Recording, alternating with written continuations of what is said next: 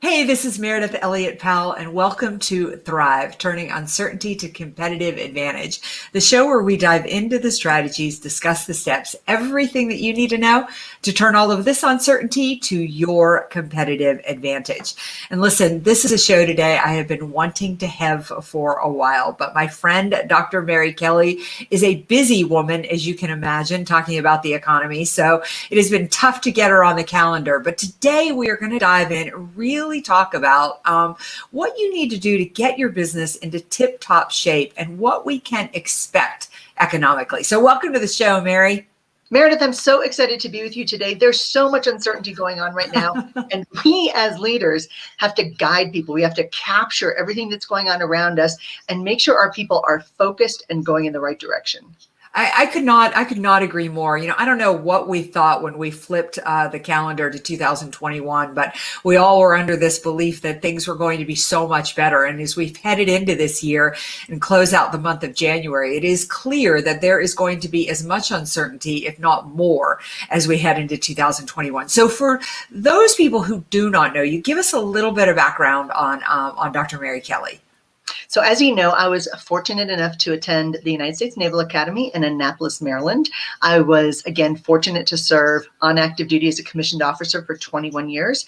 And I got out of the military, was excited to work with businesses. I'd been speaking for the military, training hundreds of thousands throughout the world for years and years and years. And that turned into a business coaching and writing business. So that was great for me. I've written about 15 books, one of them with you called Who Comes Next? Leadership Succession Planning Made Easy. All right, so let's dive in. So let's start talking about the economy. As you look out on the horizon of 2021, I want to start with what are the challenges that you see our listeners may need to be thinking about or may be facing? Right. So the economy is all about the good, the bad, and the ugly. This is why we economists are called the dismal scientists. So the good, here's the good. Our GDP starting out 2020 was good before the virus crisis hit. It was good. We were poised to do $21 trillion, and we mostly did that. We were only down last year by 3.5%, which is fairly remarkable. When you see the news and it looks like the entire economy has crumbled, it hasn't.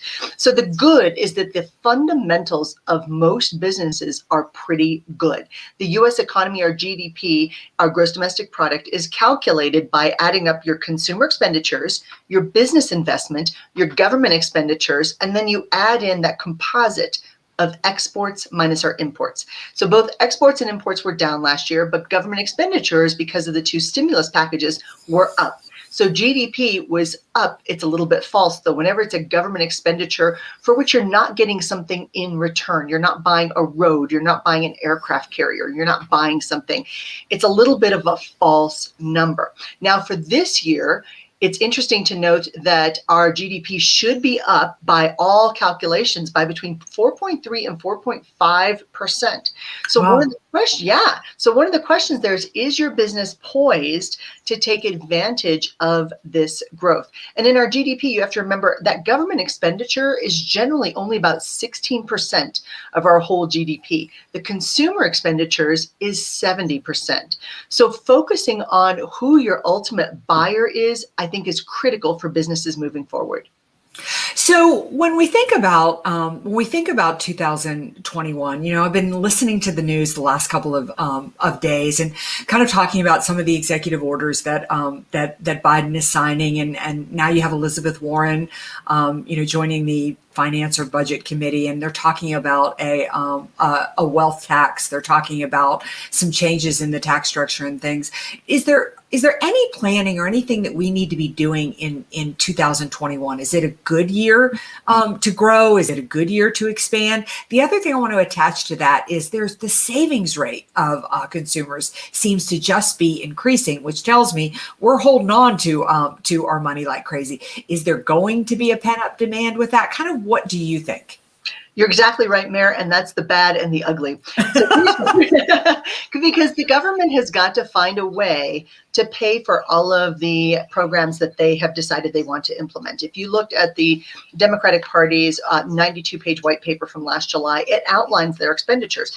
They're following that plan. And what that means is, I don't know if you've seen this. I think I posted it recently on my Facebook page, but the 2021 tax rates are out. And for people, a single filer over $209,000 a year, you're being taxed at 32%. So, this is a lot of money. That's a huge chunk of your income that goes toward the federal government. And then you add in your state taxes on top of that. And then you add in, oh gosh, now you've got a corporate tax. And President Biden has said that he wants to raise the corporate tax rate back up to 35%. And then again, add in your state corporate tax rate. That puts us, depending upon the state you live in, at the highest corporate tax rate in the world. So that's a huge concern to me, because you can only tax people so much, and then they find other ways to invest. They find other places to put their money. The stock market is, as Alan Greenspan said way back when, irrationally exuberant right now. And we love that because it looks like it's making us money. But it's because of all of this promised government stimulus money is going back into the economy. This can't last forever, and that's the problem. So increased taxes is certainly the bad and the ugly, and that's on the corporate side as well as on the personal income side.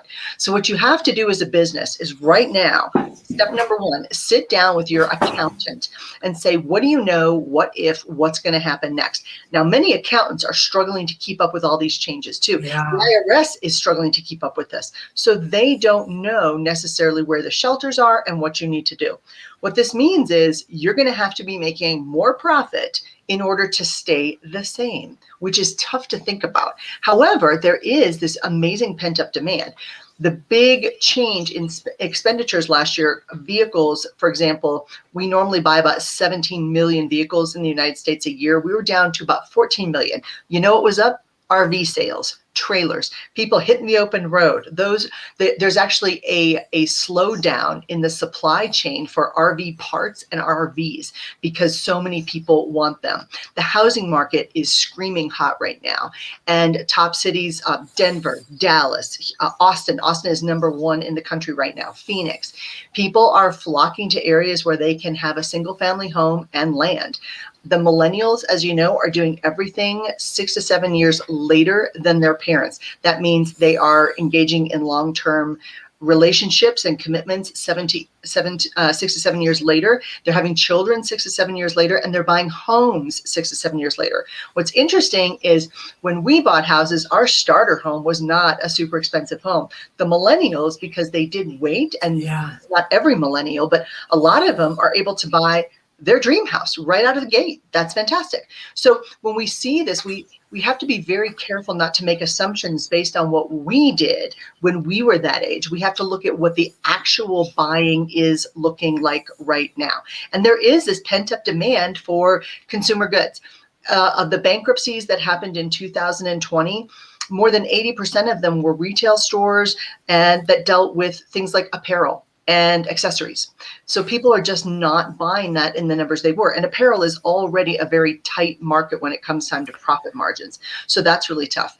And then big restaurant chains are kind of hanging on, but I would expect to see bankruptcies from some of them as well. It's really the mom and pop restaurants that have been suffering.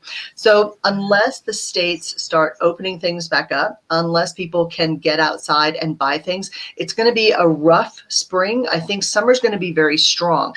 I don't know about a lot of your listeners, but I am in the last category to get vaccinated, and I am just itching to get that vaccine, mostly so I can tell people, I'm not going to be contagious. I'm going to be healthy. Don't worry. So I'm excited to get back on the road.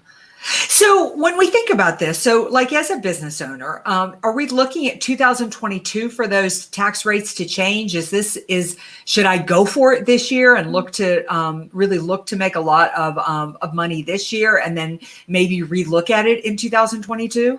Yes. So this is the year to make money. This is the year to Sell like crazy. This is the year to make sure you are identifying what your customers and clients want and deliver that today. Get the money now. Get this income flowing this year, because this year we know what the tax rates are. We know what the tax rates are next year.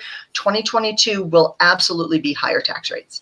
Great. And then what industries do you feel are going to expand under the Biden administration? I mean, I look at myself and I think if I'm in oil and gas right now, and that's who I sell into, that maybe I'd be looking to diversify whom I sell to. So I'm just curious, like, do you have thoughts on certain industries that may be better, or certain industries that maybe if you're pretty dependent upon those, you might want to taper them down a little bit? Yes. So for the past the past 12 months, of course, what's been down was, as I said, retail, accessories, certain consumer expenditures, restaurants, the things that we buy. For that government expenditure portion of GDP, they're going to be spending money on green energy. Of course, that's what they've promised.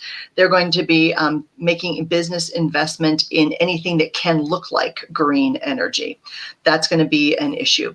I do worry about the oil and gas. As you know, I grew up in Texas, so oil and gas is near and dear to me, and it worries me with killing the pipeline coming in from Canada. Canada should be mad at us. They are mad at us. They are going to sue us, and they probably should, because we had an agreement, and we don't want to be reliant, in my opinion, on foreign governments for our oil and gas issues. Canada's like our younger brother or sister. We're partners in this.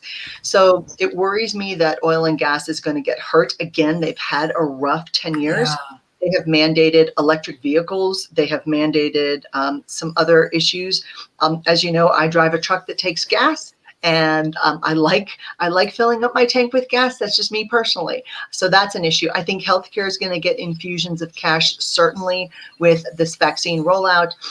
Some people said, well, the companies that made the vaccine, it's not really a great investment, because once everybody gets vaccinated, then you're kind of done. And I'm like, wait a second, we're still making people.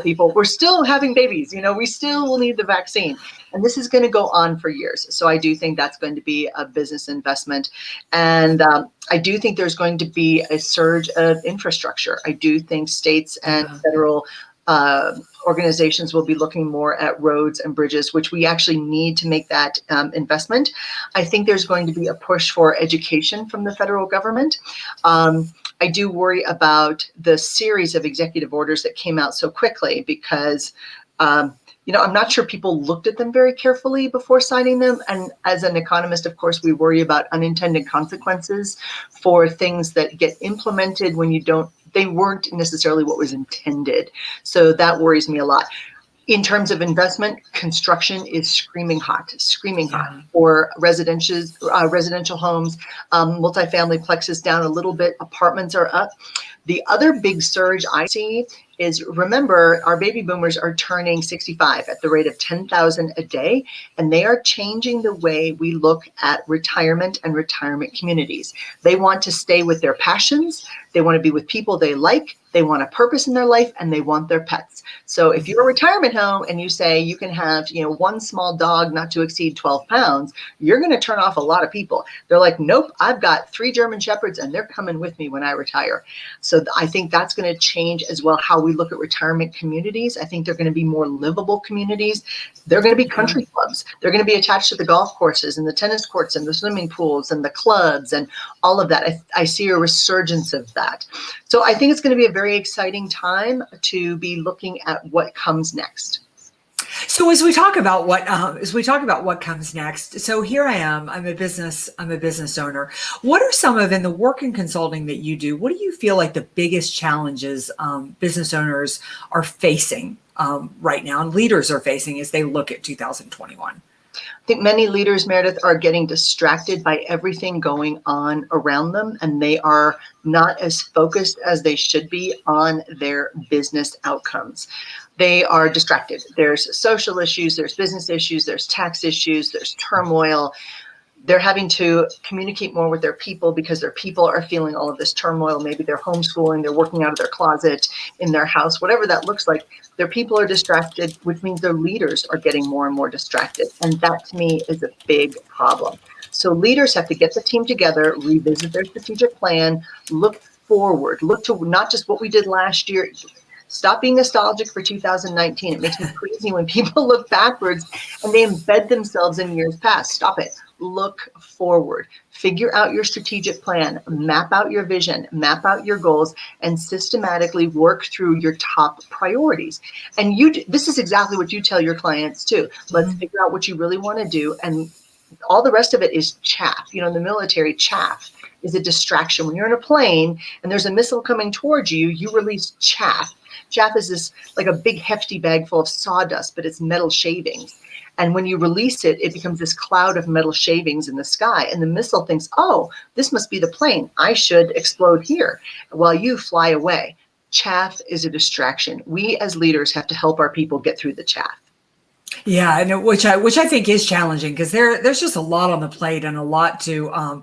It's hard to make a plan when there is so much uncertainty. How often do you advise people to upgrade their plans? I mean, if I'm leading an organization and I'm leading people, how do I kind of navigate being very highly focused with the fact that something could come down the pipe that completely changes how I do business. I mean, let's just look at this last week. I mean, if you, if your business was dependent on the pipeline, you could be a small business supplying workers in those areas, and your whole world got turned upside down. You're not exactly sure if that's forever. Is it a short amount of time? I mean, there's so much uncertainty. I think if I'm in New York City, are they going to let me open my restaurant? Or are they not going to let me open my restaurant? If I do put a foot in the door, how long will I be allowed to put my foot in the door? I've been working a lot in the education system lately, and you talk about a ping pong. We're going to school, we're not going to school. We're going to school, we're not going to school. How the heck are you supposed to plan and focus in an environment like that? You're absolutely right. And this is where developing people who are resilient is critical. And I know that sounds like an easy answer, except what this last year has shown us is that many people struggle with having to change. People are struggling with having to adapt. They're not as agile as we thought they might be. So our job as leaders is, wherever you think you're going, you've just got to start taking steps to get there. And you've got to be looking at that strategic plan. And when you've got what we call an external shock, like suddenly the pipeline gets shut down or suddenly your restaurant gets closed, that's an external shock. You didn't ask for it. You didn't impact it, but it's impacting you. It's an external shock. Certainly the virus was a huge external shock to the entire planet, but you've got to deal with it. And that means that's when you grab your strategic plan and you rework it. And I tell people it's worth spending a day on your strategic plan, because otherwise you're running in a direction. It may be exactly the wrong direction, and then you've got to double back. It's again like having a roadmap for your business. And if you are heading in the wrong direction, you're wasting resources, you're wasting time, and you're frustrating your people. So getting your people together and saying, look, this is an external shock to us. How are we going to respond? And get their input, figure out the next steps, and take baby steps in the right direction. You don't have to accomplish your entire strategic plan today, but you do have to be headed in the right direction. And all of a sudden, if you've got this external shock, that means you're now suddenly off course. You got to correct it fast, because otherwise, all it's going to do is wreak havoc on the rest of your business. Yeah, one point I think that you're making that is so critical is, and I know that you and I both work with CEOs. In fact, we do it a lot together. Is that CEOs' role really needed to change in the fact that they need to be focused on the external shifts.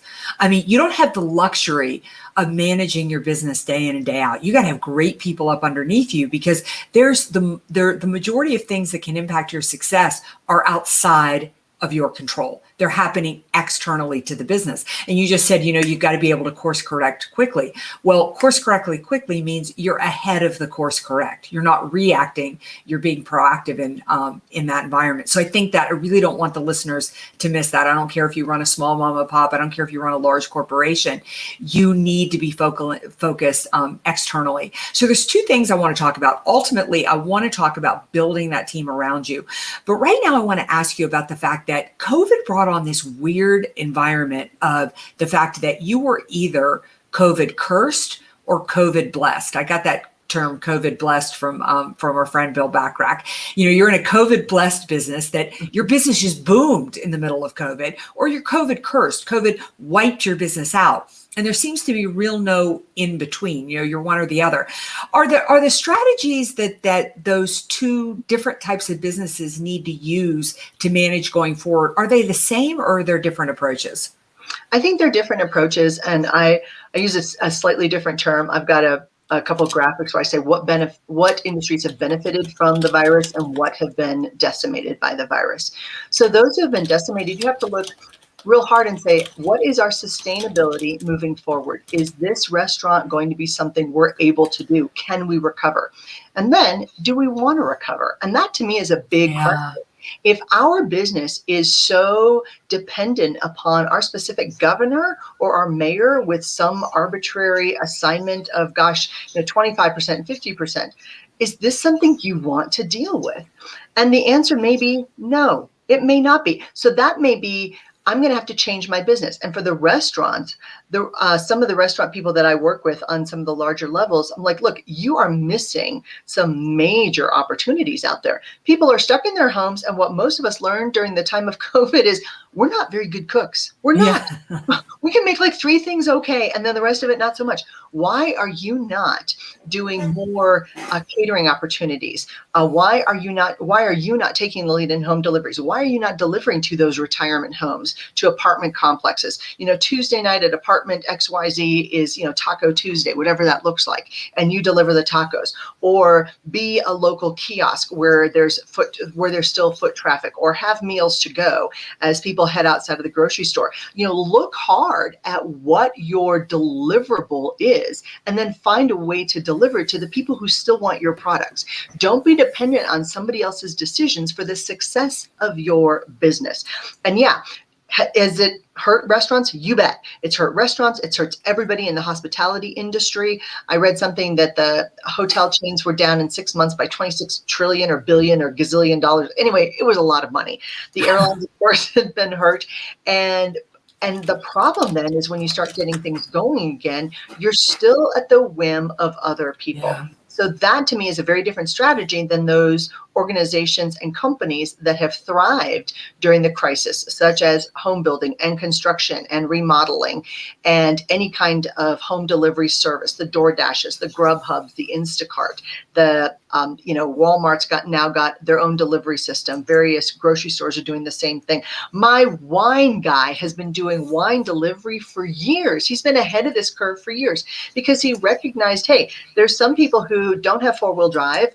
I live half the time in Colorado, so snow is a factor. Some people can't get out. Some people don't want to get out. He drives around with his truck and drops off cases of wine. Has for years. He's been ahead of this curve. So guess what? His business just increased throughout all of this. So look at the opportunities. Look really hard at who you're serving and what their needs are. It's very easy for us as a business to think, oh gosh, we got to sell more, or we got to make more, we got to do it. Wait a second. The focus of our business is on our customers and our clients. What do they need from us in the way of solution? And then I would map that toward what we do. I love the fact that you need to ask yourself the question, do you want to recover? I mean, I really don't want the listeners to lose that, because I know in my business, and I think you kind of feel the same way, is that one thing we learned about our business is we are too dependent upon kind of a middleman, and kind of like restaurants have been, at the whim of the governor or the mayor kind of deciding what their life is going to be like. It's such a good time to really honestly take a gut check and say, is there another way that I can do what I love doing and have a little bit more control of the end process? You can definitely look to stay in business. You just may not be doing business the same way. And you don't need COVID to show up for that. You should be asking yourself that all the time. Am I as efficient? Am I as productive? Is this the best way to deliver it? And look for that disruption. You're right. And, I deal a lot with what I call my linear industries, my medical, my legal, insurance, financial, people who are kind of linear thinkers. And some of them were thrown into a crisis management mode. And you and I both got brought in as crisis managers to help people work through what's next, when things like elective surgeries were down, when financial institutions were wondering, what are we supposed to be doing right now? How do we help our people? What are we supposed to be doing next?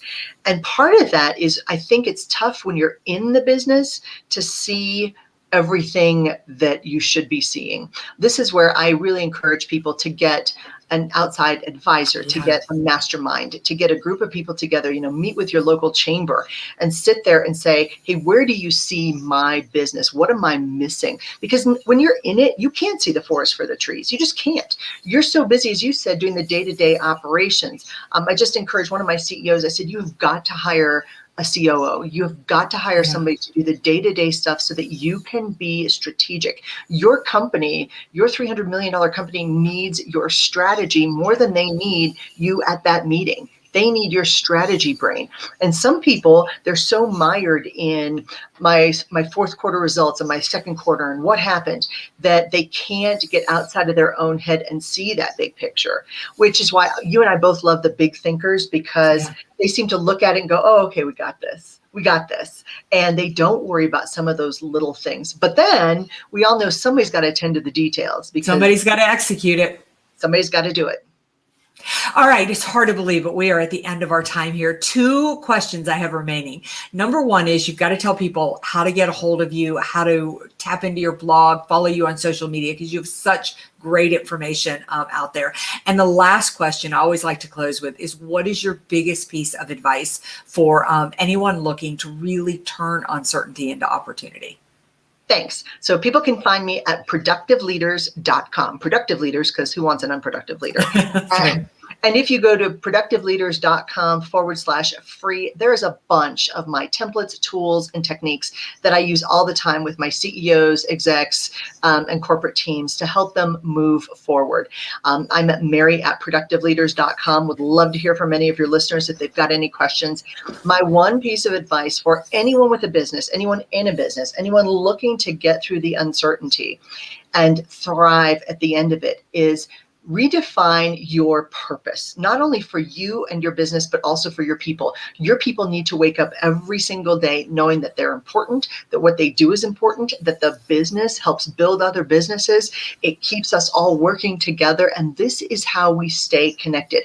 Reinvigorate people with their sense of purpose and inspire them to do even better.